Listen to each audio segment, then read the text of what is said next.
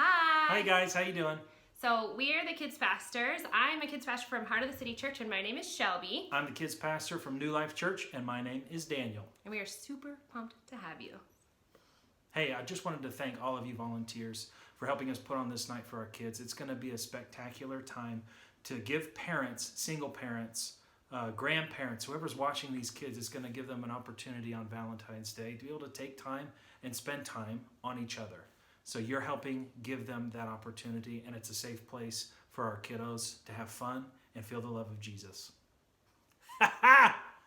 Fun. Yeah. Woohoo! Hey, during this evening, there's going to be a ton of things for the kids to do, including you volunteers. Let's be honest. We're all going to have fun doing this. There's going to be games. There's going to be bounce houses. There's going to be prizes. There's going to be all kinds of great food. And remember, we're all going to be safe doing it, and nobody's going to the ER. That's the best part. Amen. Amen.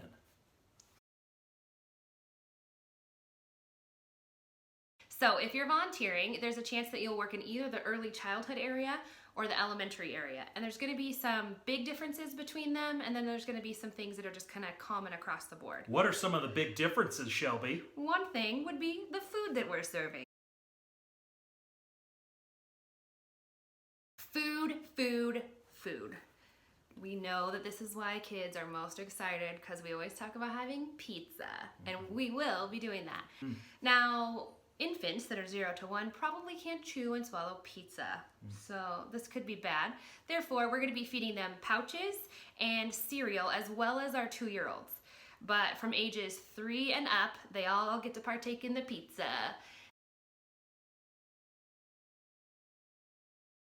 Hey, in the night of, there's going to be obviously a schedule for the whole event, so you're not going to feel like you're just herding cats the whole evening. But that way you'll be able to see how each room, how each grade level is going to run throughout the evening. That way you can feel like you have a little bit more understanding and control of the evening. Be sure to read it, because this is going to help you have success during the evening. Success.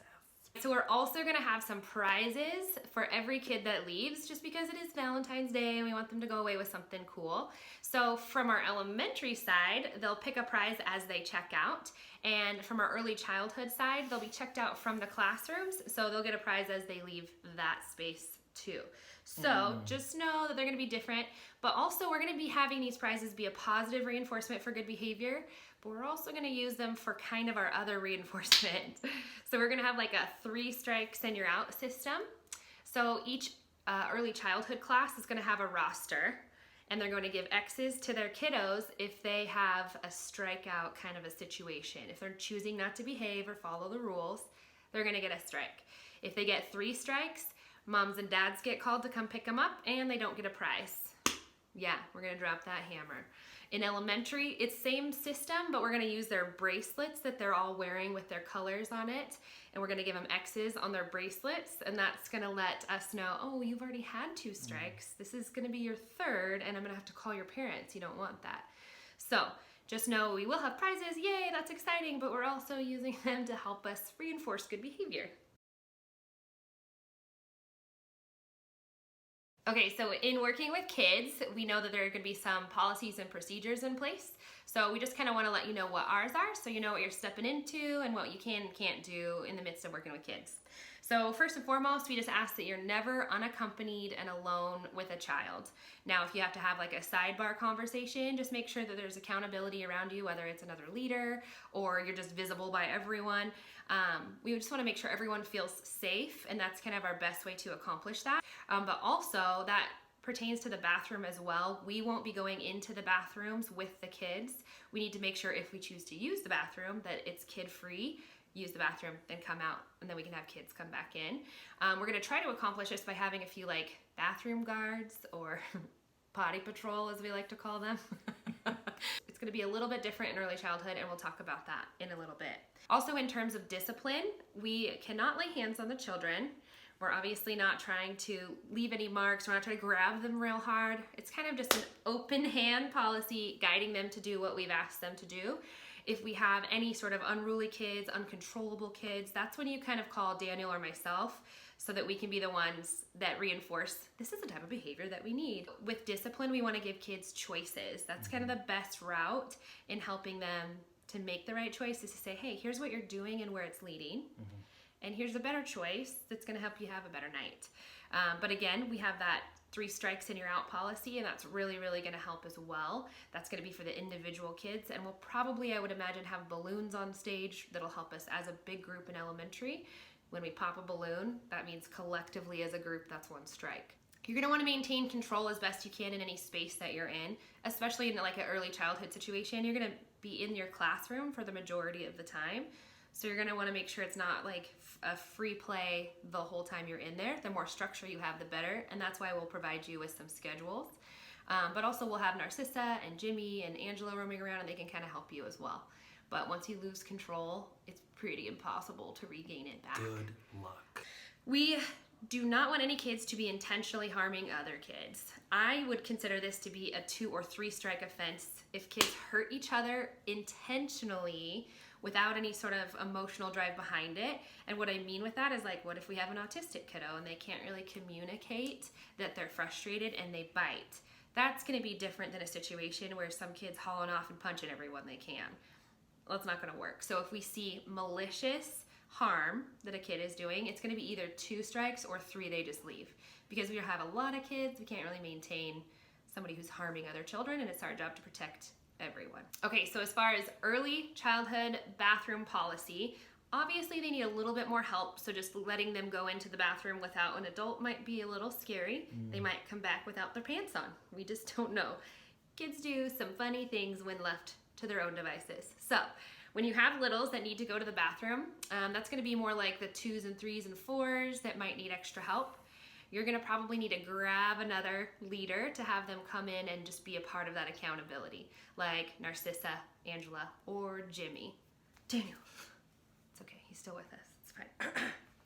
We will also have changing tables in the nursery as well as the 2-year-old room. So we will be changing diapers.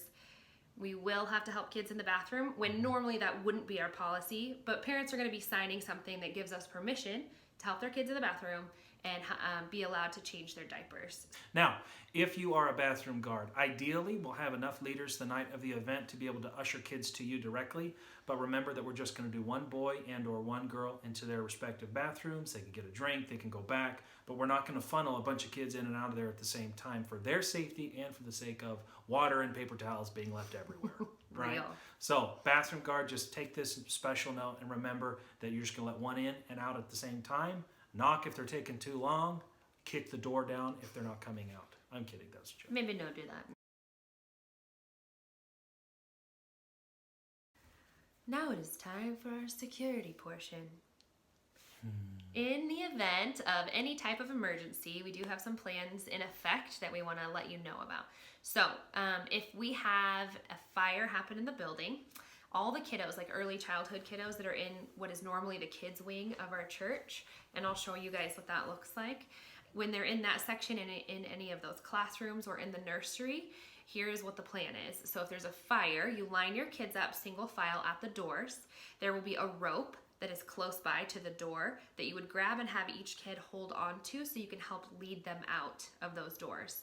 You're gonna go out your exterior door and then go to what is called our building 2 or our Father's Market. That is the building that is south from where the doors are that you would be exiting. So basically you're gonna wanna head towards like Apple Way from the doors you're exiting into our building 2. And we'll have someone with keys to let us into the Father's Market so we can kind of all be in there and maintain safety and security. And then if we need to call parents, we can still check out securely from that space. Now that's gonna be ages 2s, 3s, and 4s that would be participating in that. As far as nursery is concerned, nursery kiddos, like tiny babies, we have 2 cribs with wheels on them, and you would put those babies into those cribs, and then you would push those cribs out to, again, that Father's Market building. It's going to be a farther jaunt for you, but it's going to be necessary to get all the kids kind of in one space. And luckily you have the little device there to get them there, so you're not walking in with, 8 babies in your hands. You could do that, right? Though you're like a superhero. I could. I trust you. In the event of a lockdown situation, now these could be a bunch of different reasons that we might need to be in a lockdown situation, but our security people, we call them sheepdogs, they would be the ones who would tell us if we needed to go into a lockdown situation. So if that happens and you're in the kids wing, that would again be those ages 2 through 4, you guys would line up at your door, you'd stay quiet and you need to keep the kids calm. We're going to try to make it like a game. So like, hey, let's play the quiet ninja game. Everybody be so quiet and so ninja. But we need to be fast too. So you would walk the kids out of your classrooms into the hallway. So do not go out the exterior doors, goes into the hallway, go down through what's called the community room and through to the kitchen. And I'll reference what this looks like on our diagram so you know what I'm talking about. All the kids would then go into the kitchen and they would sit down and they'd have to stay quiet. And then we would lock the door with probably one of our security guys in there with you. And that would be how we would that's where we'd keep them until we had an all clear. If you're in the nursery space with the 0 to 1 year olds, then basically you want to try to put them in the cribs, put them in the bathroom with you, and then you're going to want to try to secure that door with we have door stoppers that you would put underneath there just to try to put a resistance against the door. And then you would stay in there until you get an all clear. If you are with the elementary kids during a fire or during a lockdown situation, essentially what we're going to do is line up the kids at the exterior doors and we're going to head across the parking lot to the grassed area, and you're going to want to obviously prevent kids from heading towards Kathleen, so we would go the opposite direction and head towards that Father's Market building. But because we don't know what the situation would be in the event of a lockdown situation, we would need to have the kids go along the grass to get to the Father's Market. If it's a fire, the kids can just walk single file through the parking lot to that building.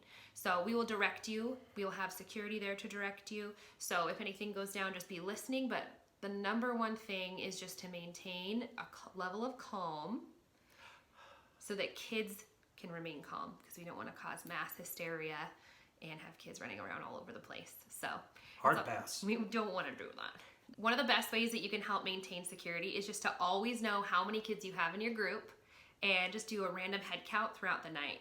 We're going to want to like sprinkle our head around and always be looking, like not just super engaged in one area. It helps us keep track, I promise. Just like that. But also make the noise.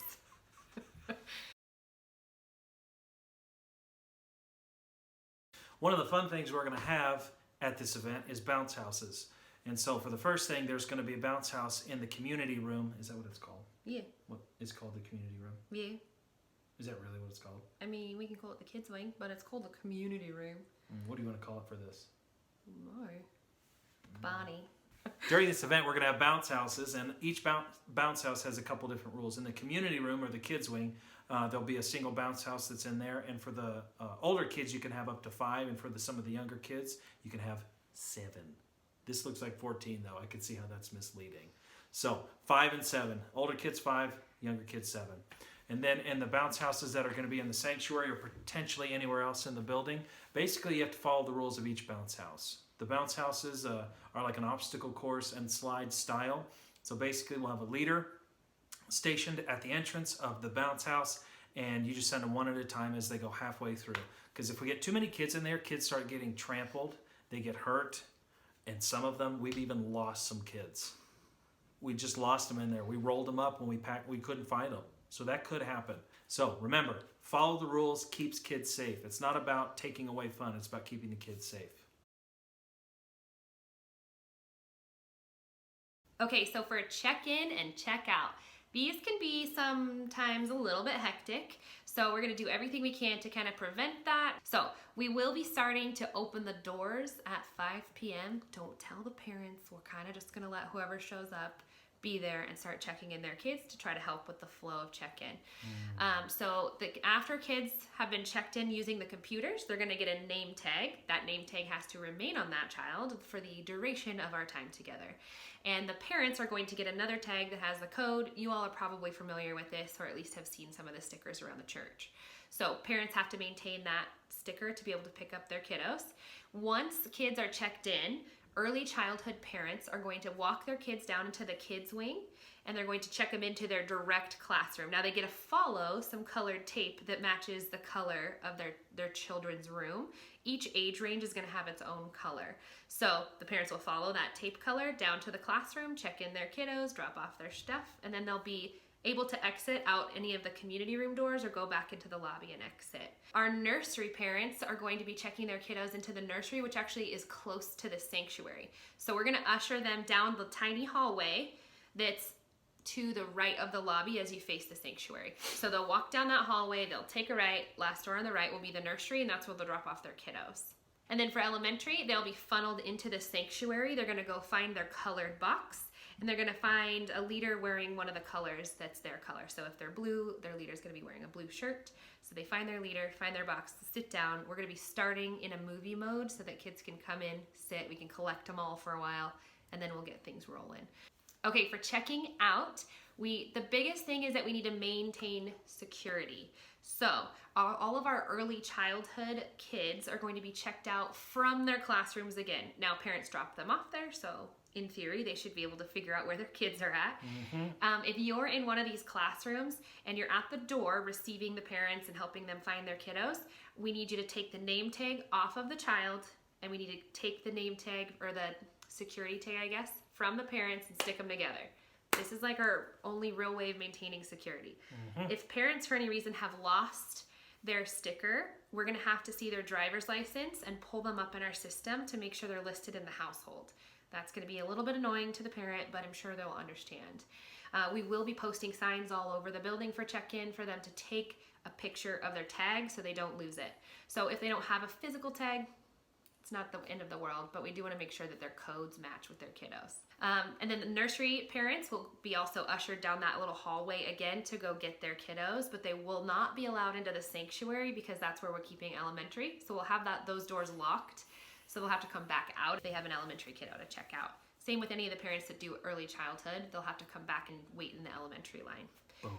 For elementary checkout, that's where there's a lot of kids in one space. What could go wrong, right? So what we're gonna have is basically a space all blocked off with just a gap that's about 2 people wide. Emily and myself will be running checkout to be taking tags. We're gonna leave Daniel in the sanctuary to entertain the children. It's fine. Cool. Let me know on the video. It's great. It'll be cool. He just found out. We are gonna have middle school helpers come to the leaders of those color groups, and they're gonna have a Post-it that is that color. So say they have Sammy, who's in the blue group. They're gonna have a blue Post-it with the name Sammy on it, and they're gonna take it to a group leader. That group leader is gonna help them find Sammy, get all of his stuff, collect him, and bring him back out. We will then remove his name tag and match it to the sticker that the parents gave us. That way we're not hunting down a million tags that have been given to the runners and all of that. It's gonna help us to maintain the security. So if you're a leader of one of the elementary groups, just be aware that the runners are gonna be coming looking for kids. Maintain your kid group, make sure you know where they all are, but also help those runners find the kids as fast as you can. This is gonna help us get through the line as quickly as possible to get parents back out and so they can put their kiddos to bed. Boom. Yeah, so that's it, folks. Hey, thank you so much, guys, for volunteering for this event. We're so excited that we get to pour into these kids and let their parents go have a refreshing evening. Remember that we do everything that we do for the kingdom of God and for these kids. You guys Amen. are the best. Bye. Bye.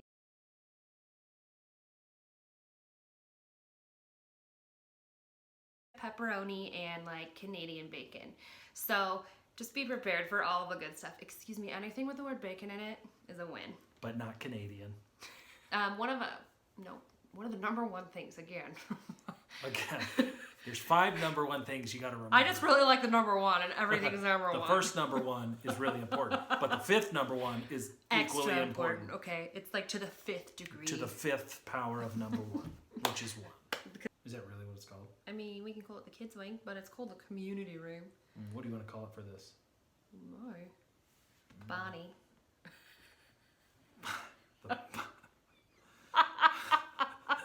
There's going to be a bounce house in the Barney. Take the kids to Barney. Yeah. He's got a bounce house. But Roberto, you know. Never gonna see him again. So remember. You're welcome.